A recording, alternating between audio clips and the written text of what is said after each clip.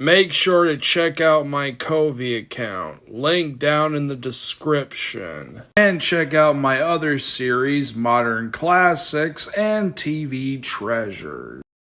Hello, I'm Henry R. Mockingbird, your host with the mustache.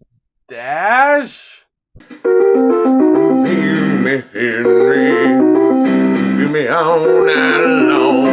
You can do it. Feel me, Henry.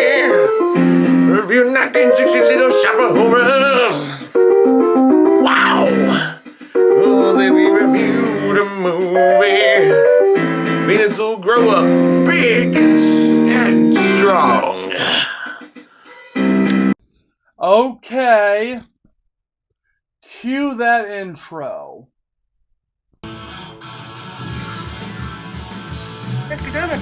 Can't be done.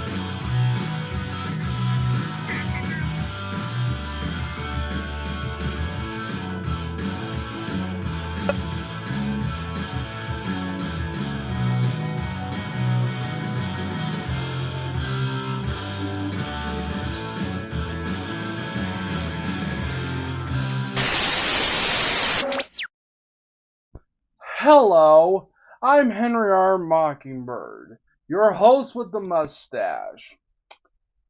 And today I'm going to be talking about a movie made by Roger Corman.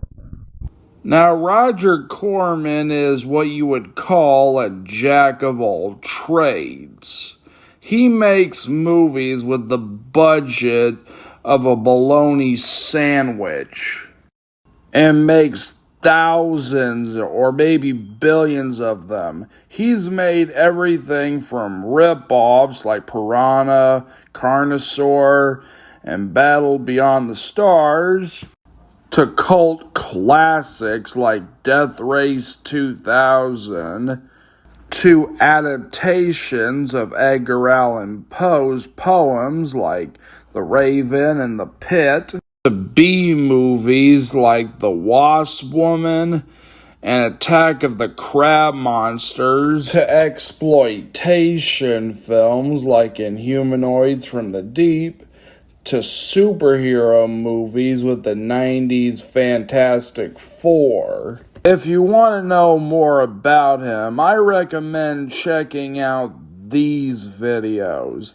They go far more into depth than I ever will in this video. Links to both of them will be provided in the description box below. So, as part of my introduction to Roger Corman, I will be taking a look at one of his most famous films, the 1960s Little Shop of Horrors. So, let's begin.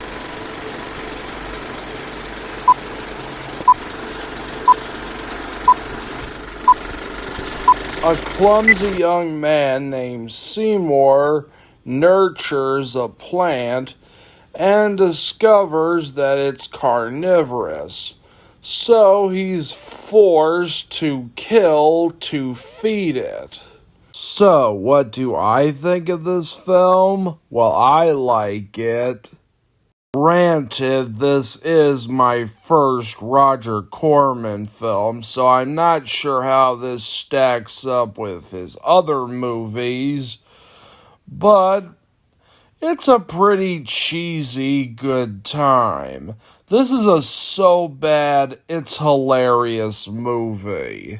Roger Corman lost a lot of money on his movie A Bucket of Blood. So his writer, Charles B. Griffin, who literally makes a cameo as a robber, wrote two scripts.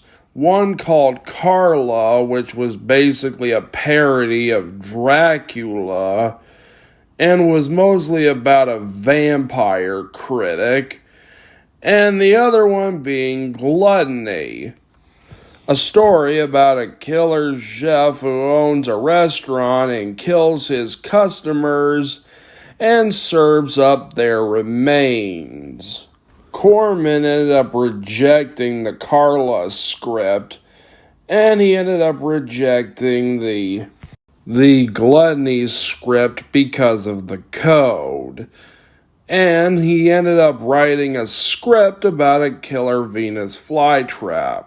The original script was called Passionate People Eater, and then was changed to Little Shop of Horrors, mostly taking inspiration from H.G. Wells' The Flowering of the Strange Orchid and The Reluctant Orchid. Like other B movies of the time, Little Shop of Horrors was a critical success, gaining good reviews from Variety, and even making it into the 1960s Cannes Film Festival alongside Mario Bava's Black Sunday.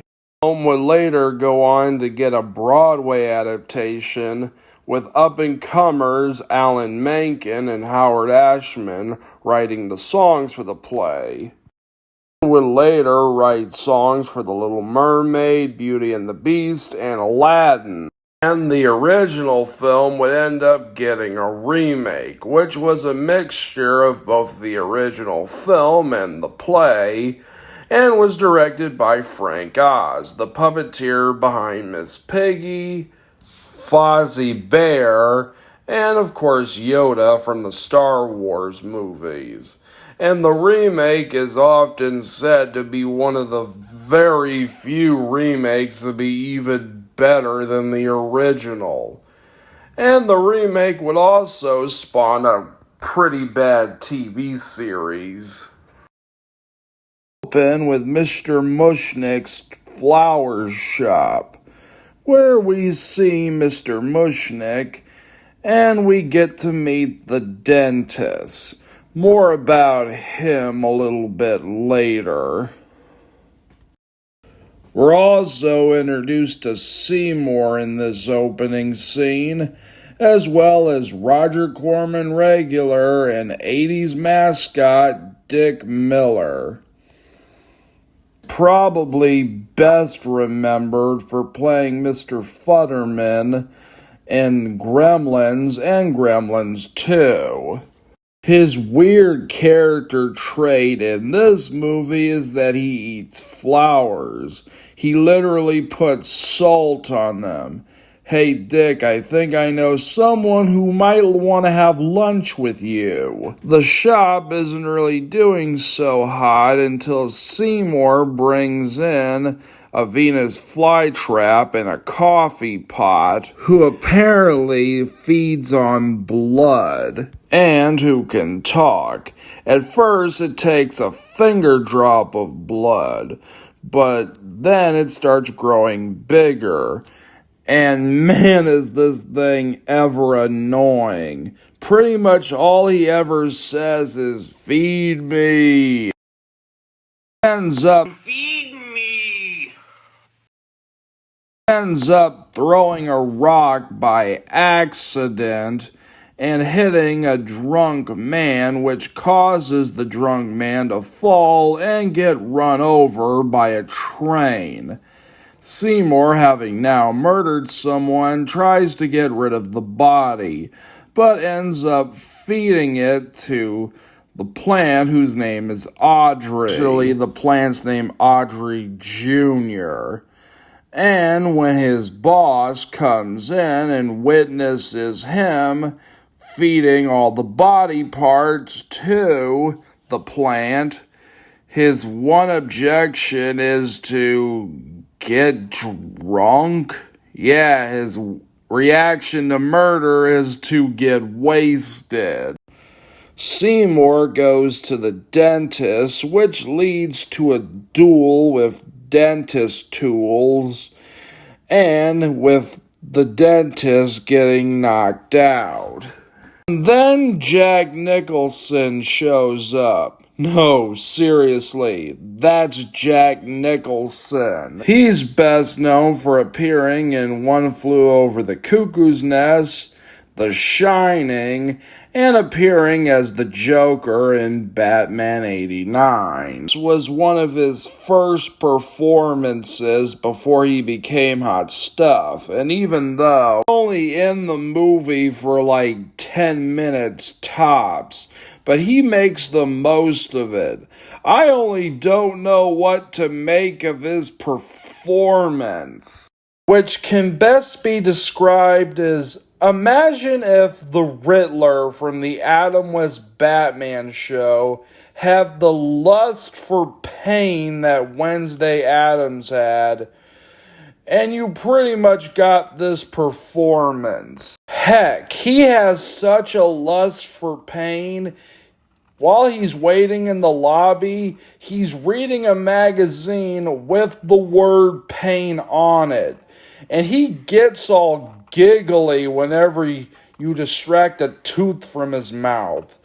And get a load of that smile. Wow. I don't think the Cheshire Cat could make a smile that big. And he ends up coming out looking like Jaws from James Bond. And Seymour ends up feeding the dentist to Audrey Jr. And the more Audrey Jr. eats, the bigger she gets.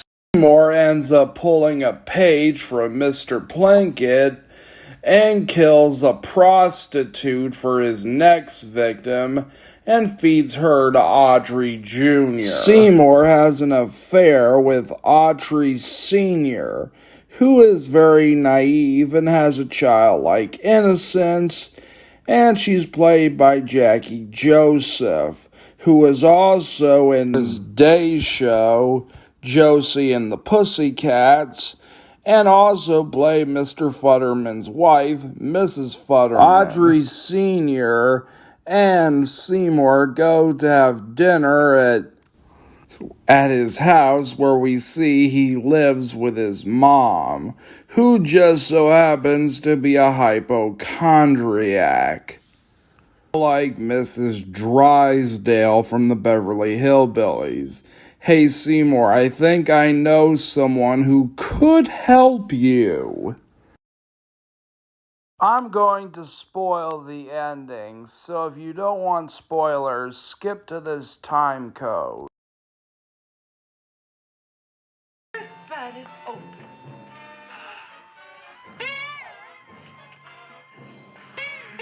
Isn't that the railroad cop? Look at the rest.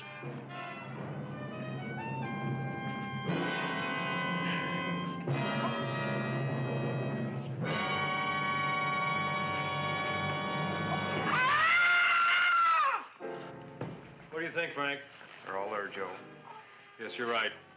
Mr. Crawboy? So the jig is pretty much up. He didn't mean to kill them. Seymour, you promised you'd explain. Looks like they're getting away, Joe. Yes, you're right. Let's catch him. Right.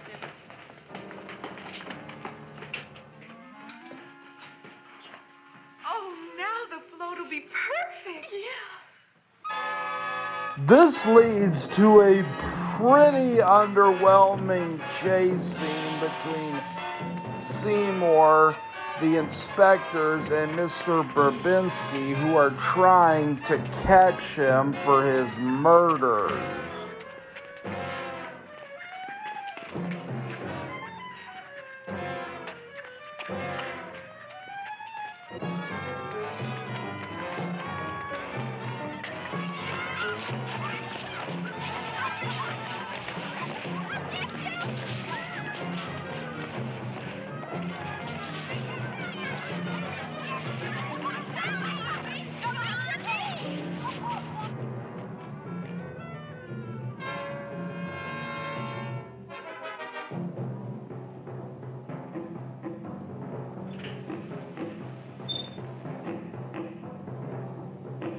He goes into a junkyard and they chase in after him.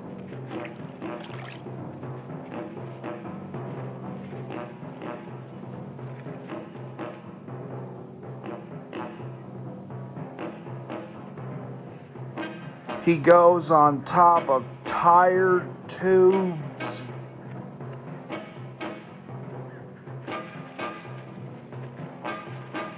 and then they go on the top of the tire tubes after him.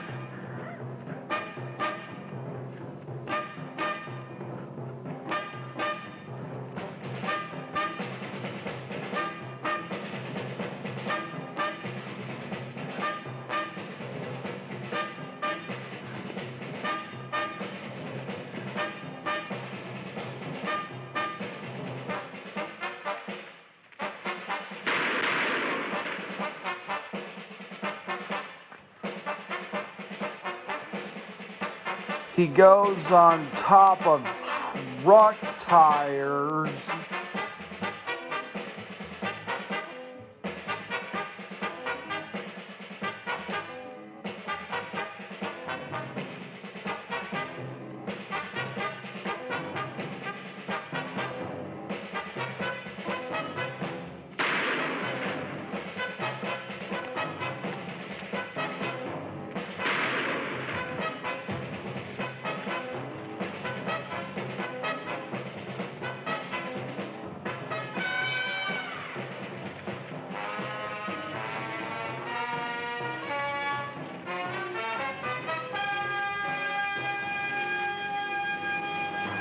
And then they pretty much lose him.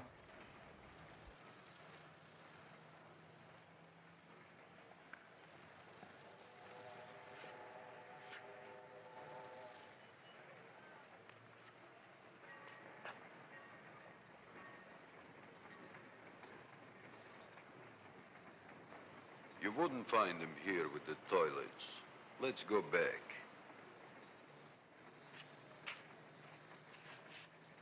Only he happens to be hiding in a toilet. I'm pretty sure this is where all the animation for the Little Shop of Horrors cartoon went to. Anyway, Seymour heads back to the shop, feeling all sore at the plant. Dirty rat plant, you messed up my whole life. I'll feed you. Oh boy, you will, I'll feed you Seymour. like you never been fed before.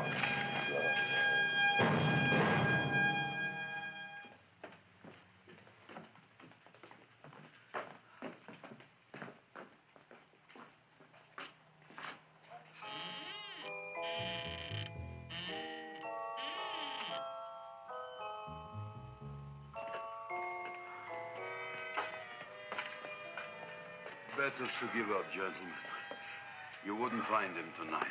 Look, the door's open, Frank. Oh.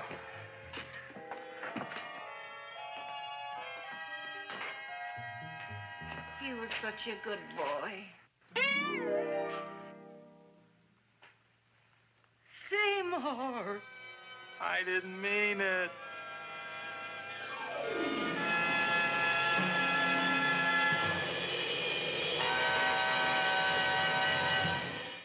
I'm not too familiar with Roger Corman's work, but I say this movie's pretty good. If you're a fan of cheesy B movies, I say check this out. It's a good introduction to Roger Corman's work. And if it got me interested in checking out his other movies, I'm pretty sure it'll do the same to you. 5 gold stars. I recommend it to people who are only familiar with the 1986 version. If you want to check out where that film got its source material, I say check this film out. Or check it out if you're a fan of cheesy B movies. And that's all I have to say about the 1960s Little Shop of Horrors. Well, until the next review, I'm Henry R. Mockingbird, your host with the mustache, signing off. I say if you're a fan of 1950s sci-fi B movies, I'd say give this one a look. I give it 5